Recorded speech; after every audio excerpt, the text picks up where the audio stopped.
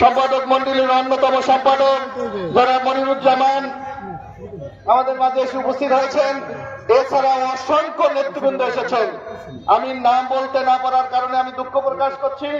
এবং কুয়াকাটার সাধারণ সম্পাদক, সিনিয়র সহসভাপতি, যুব দলের সভাপতি, সাধারণ সম্পাদক, অন্য দলের সভাপতি, সাধারণ সম্পাদক সহ যারা এই চমৎকার আয়োজন করেছেন সবাইকে আমি শুভেচ্ছা এবং অভিনন্দন জানাচ্ছি।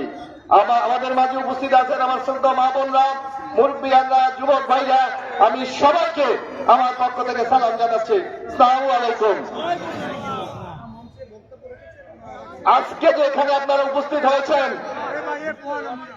আমাদের নেতৃবৃন্দ, বিশেষ করে যুব দলের সাধারণ সম্পাদক মতিউর রহমান হালাদার বেশ কিছু আগামী দিনের এই কুয়াকাটা উন্নয়নের জন্য দাবি দেওয়া উত্থাপন করেছে।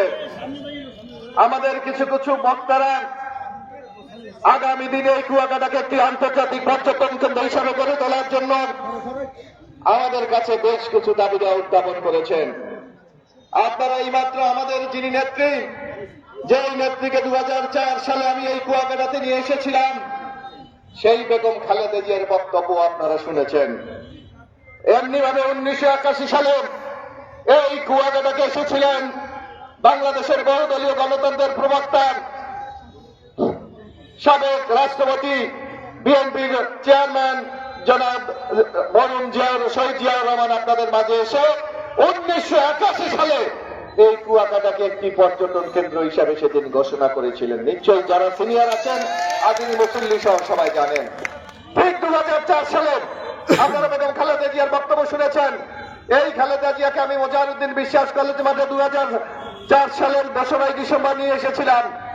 উনি বলেছিলেন, আমি আপনাদের পক্ষ হিসাবে, আপনাদের সন্তান হিসাবে আমি সেদিন তার কাছে দাবি দেওয়া উত্থাপন করেছিলাম। আমি বলেছিলাম, ম্যাডাম, আমার এই অঞ্চলে মানুষের উপার্জনের কোনো জায়গা নাই, কর্মসংস্থানের কোনো সুযোগ নাই, এখানে কোনো শিল্প প্রতিষ্ঠান নাই, কোনো ইন্ডাস্ট্রি নাই। এই এলাকা যদি উন্নতি করতে হয়, এই এলাকার মানুষের যদি কর্মসংস্থান করতে হয়, আপনি কুয়াকাটাকে আন্তর্জাতিক পর্যটন কেন্দ্র হিসাবে গড়ে তুলতে হবে। আপনাদের নিশ্চয় মনে থাকার কথা। সেদিন আজকে বক্তৃতা আপনারা শুনলেন, ম্যাডাম বলেছে আমি কুয়াকাটাকে আন্তর্জাতিক পর্যটন কেন্দ্র হিসাবে আমি গড়ে তুলব। তো সুতরাং এই কলাপাড়া কুয়াকাটায় আপনি যেদিকে তাকাবেন উন্নয়নের যে ছোঁয়া আছে, তার মূল অংশীদার বাংলাদেশ জাতীয়তাবাদী দল বিএনপি। এই ধানের শীষ আজকে উন্নয়ন হচ্ছে ধানের শীষের কারণে, বেগম খালেদা জিয়ার কারণে, জিয়াউর রহমানের কারণে।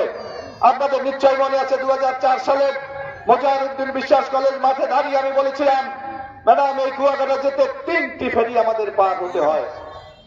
কলাপাড়া নদীর উপর ব্রিজ, হাজিপুরের উপর ফেরি এবং এই মহিপুর নদীর উপর ব্রিজ। ম্যাডাম বলেছিলেন এই 3টি নদীর উপর ব্রিজকে আমি, এই ফেরিকে আমি ব্রিজ করে দেবো। আপনাদের মনে আছে না? আজকে যে বিশ্বনাথ ব্রিজ, সেটা বেগম খালেদা জিয়ারই অবদান। বাংলাদেশের কোন উপজেলায় 2টি হাসপাতাল নাই, একমাত্র ভাগ্যবান লোক আপনারা এই কুয়াকাটার লোকজন। আমি ম্যাডামকে সেদিন বলেছিলাম, অসংখ্য পর্যটন এই কুয়াকাটা আসেন, কেউ যদি অসুস্থ হয়, এলাকার লোকরা যদি অসুস্থ হয়, তাদের ট্রিটমেন্ট করার জন্য কলাপাড়া, বরিশাল, ঢাকা নিয়ে যেতে হয়। ম্যাডাম, এখানে একটি হাসপাতাল দরকার। উপজেলা একটা হাসপাতাল আছে। আমি তো যে কথাটি বললাম যে বাংলাদেশের কোথাও এক উপজেলায় 2টি হাসপাতাল নাই, সেইটা আপনাদের এই কলাপাড়া আছে। একটা কলাপাড়া আর একটা কুয়াকাটা, ঈশ্বর হাসপাতাল যেটা করে দিয়েছে আমাদের নেতা বেগম খালেদা জিয়া। এখানে আপনাদের এই যে আজকে বড় উচ্চ বিল্ডিং গুলি আছে, আমার মনে আছে 2004 সালে ম্যাডামকে যখন নিয়ে আমি এসে এই এখানে নেমেছিলাম হেলিকপ্টার থেকে নিয়ে, ম্যাডাম আমাকে নিয়ে এখানে রাখাইনদের কিছু ভাঙ্গাচোরা ঘর ছিল, আমাকে সেখানে নিয়ে গিয়েছিলেন।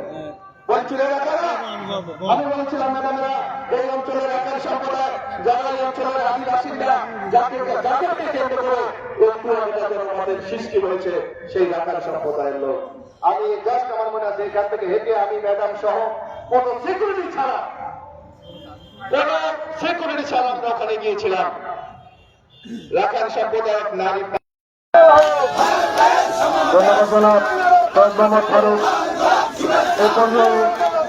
সংক্ষিপ্ত মূল্যবান বক্তব্য রাখার জন্য আমি বিনীতভাবে অনুরোধ জানাচ্ছি বাংলাদেশ জাতীয়তাবাদী দল কুয়াকাটা পৌর শাখার একজন যুগ্ম সাধারণ সম্পাদক জনতা জনাব আলাউদ্দিন গরমি, জনতা জনাব আলাউদ্দিন গরমি। বিসমিল্লাহির রহমানির রহিম। আজকের কুয়াকাটা পৌরসভা কর্তৃক আয়োজিত এয়ারবাগ জাতীয় সংসদ নির্বাচনের পৌরসভার সম্মানিত সভাপতি আজকের উপস্থিত আছেন। যাকে ঘিরে এই জনসভা ধানের শিখার প্রতীক নিয়ে আমাদের মাঝে এসেছেন মোশাররফ ভাই। আজকের আমার আর কোন দাবি নাই, কুয়াকাটাবাসীর কাছে আমার একটাই দাবি, আর কোন দাবি নাই। দাবার শিখে ভোট চাই, আর কোন দাবি নাই। দাবার শিখে ভোট চাই, এই বলে আমি আমার ক্ষুদ্র বক্তব্য শেষ করছে। আল্লাহ হাফেজ। ধন্যবাদ জানাই আলাউদ্দিন গরমি। আমাদের মাঝে আটগাং বিএনপির সভাপতি ও সাধারণ সম্পাদক অঙ্গ সংগঠনের নেতৃবৃন্দ